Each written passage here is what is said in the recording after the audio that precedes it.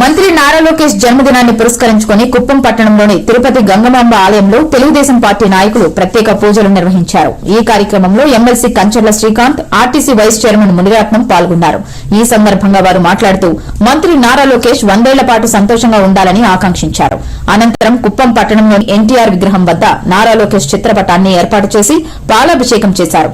అనంతరం MLC Kancharla Srikanth cake cut చేసి పంచిపెట్టారు. Kuppam Telugu Desam party కార్యాలయంలో రక్తదాన శిబిరాన్ని ఏర్పాటు చేశారు.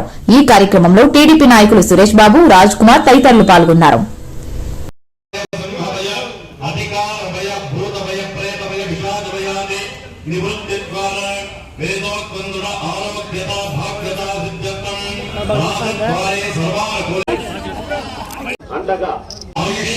అండగా 3000 పైచిలకు కిలోమీటర్లు పాదయాత్ర చేసి 3000